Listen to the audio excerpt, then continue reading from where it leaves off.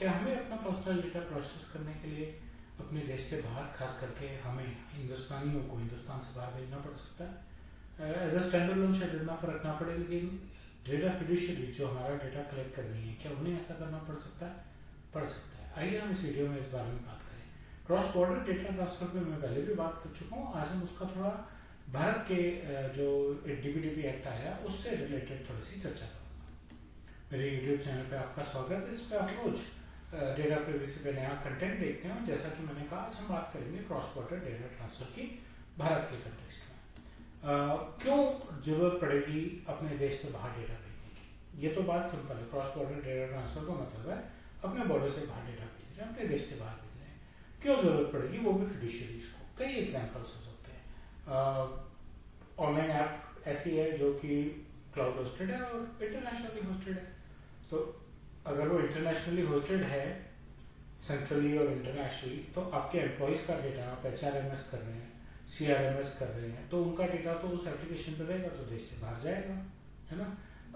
आपकी अपनी कंपनी के बहुत सारे ऑफिसेज हैं। आप इंटरनेट पे ई-कॉमर्स में डील करते हैं, तो आपके कस्टमर्स अलग अलग देशों के हैं, तो उनका डेटा आपके पास आ रहा है। या अगर आपका वेयर हाउस या सेंट्रल लोकेशन है कोई, तो वहाँ पे डेटा जा रहा है आपके देश से, है ना। और आपकी ग्लोबल प्रेजेंस है, आपके कई दफ्तरों में, कई देशों में आपके दफ्तर हैं, तो भी आप अलग अलग दफ्तर के बीच में डेटा अपना मूव करेंगे।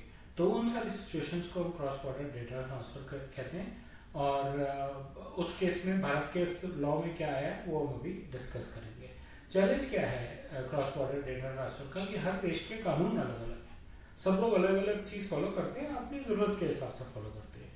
इसलिए कोई स्टैंडर्डाइजेशन होनी बहुत ज़रूरी है कि आप अपना डेटा जब कहीं बाहर भेज रहे हैं, तो क्या आपका जाने वाला डेटा उनके देश के कानून को फॉलो कर रहा है या नहीं कर रहा, क्या कंप्लायंस में कोई चैलेंज आ रहा है या कैसे चल रहा है। सिक्योरिटी रिस्क है। अगर नेटवर्क्स अच्छे नहीं है, मान लीजिए आप कहते हैं कि मुझे अपने यहाँ की जो डेटा प्रोसेस करना है वो किसी और देश में कराता हूँ, वहाँ लेबर सस्ती है, मुझे खर्चा कम पड़ेगा, लेकिन अगर नेटवर्क सिक्योर नहीं है, तो इंटरनेट या बैंडविड्थ या लीज लाइन की क्वालिटी और सिक्योरिटी नहीं है, तो आपके लिए रिस्क हो जाएगा, है ना। पुअर नेटवर्क्स हैं तो वो एक रिस्क है। और लीगल अनसर्टेनिटीज है, उस देश में कोई कानून भी है कि नहीं है। अगर आप इसी उदाहरण को लें कि आप पैसे बचा रहे हैं, लेकिन जहाँ भेज रहे हैं वहाँ तो कोई कानून ही नहीं है पर्सनल डेटा को हैंडल करने का, तो वो तो ध्यान ही नहीं देंगे। तो ये सारी चीज़ें का ध्यान रखना बहुत ज़्यादा ज़रूरी है। अभी तक इंटरनेशनली क्या हो रहा है, ज़्यादातर लोग GDPR को फॉलो कर रहे हैं। ये बात कहनी आसान है कि आप अपने कंट्री का डेटा कंट्री से बाहर मत भेजिए, फिर अगर ऐसा है तो क्रॉस बॉर्डर डेटा ट्रांसफर की बात करना कोई खास मायने नहीं रखता। लेकिन GDPR ने क्या किया हुआ है, GDPR ने स्टैंडर्ड कॉन्ट्रेक्चुअल क्लॉजेज और बाइंडिंग कॉर्पोरेट रूल्स के नाम से कुछ सेट ऑफ इंस्ट्रक्शंस बनाई हुई हैं, जो उनकी कंट्री की जितने भी फिड्यूशरीज हैं उनको फॉलो करनी पड़ती है, गवर्नमेंट से परमिशन भी लेनी पड़ती है। स्टैंडर्ड कॉन्ट्रेक्चुअल क्लॉजेज में जिन जिन कंट्रीज में यूरोपियन डेटा भेजना अलाउड है वहाँ पे डेटा जाता है। और binding corporate rules between two offices of the same company, एक ही कंपनी के जो मल्टीपल ऑफिसेज हैं, बिटवीन ऑफिसेज कॉन्ट्रैक्ट होना चाहिए कि डेटा ऐसे आएगा और ऐसे जाएगा और ये सिक्योरिटी नॉर्म्स को फॉलो करेगा।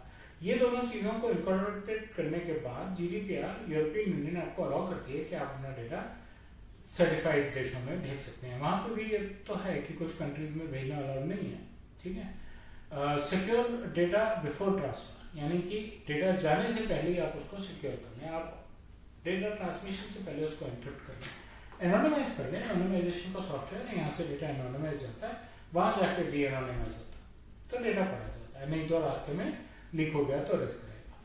भारत के कानून में क्या, भारत का कानून अभी इनिशियल स्टेजेस पे है, पूरी डिटेल नहीं आई है, लेकिन फिर भी भारत सरकार कह रही है कि आप किसी भी कंट्री में इंडियन सिटीजन का डेटा भेज सकते हैं, प्रोवाइडेड आपके उनके साथ ठीक ठाक कॉन्ट्रैक्ट हो। अभी भारत सरकार ने उस पर भी कोई नियम नहीं बनाया है, लेकिन कुछ कंट्रीज और कुछ केसेस में अलाउड नहीं है। कौन से केसेस में अलाउड नहीं है? अगर नेशनल सिक्योरिटी इन्वॉल्व है, कोई देश का खास क्रिटिकल डेटा है नेशनल सिक्योरिटी रिलेटेड, तो आपको उसको इंटरनली ही प्रोसेस करना पड़ेगा, लोकलाइज रखना पड़ेगा। और अगर कोई कंट्री ब्लैक लिस्टेड है, आपने पैसे बचा लिए लेकिन वो कंट्री ब्लैक लिस्टेड है, वहाँ पे कोई कानून नहीं है, तो वो तो कुछ फॉलो ही नहीं करेंगे, तो भारत सरकार आपको मना कर देगी कि यहाँ पे डेटा आप नहीं भेजेंगे। ये अभी तक की अवेलेबल डिटेल है, ज़्यादा रूल्स की अभी इंतजार है, उम्मीद है जल्दी आएंगे। तब तक के लिए जो भी फिड्यूशरीज हैं वो इनको फॉलो कर रही हैं। बहुत सारी फिड्यूशरीज ऑलरेडी GDPR के नॉर्म्स को अपना बेंचमार्क मान के चल रही हैं। क्रॉस बॉर्डर डेटा ट्रांसफर्स पे बस इतना ही। मुझे उम्मीद है आपको मेरा कंटेंट अच्छा लगा। आप बेल आइकन दबाएं, लाइक बटन दबाएं, मेरे यूट्यूब चैनल को सब्सक्राइब करें और अपना फीडबैक कमेंट सेक्शन में शेयर करें।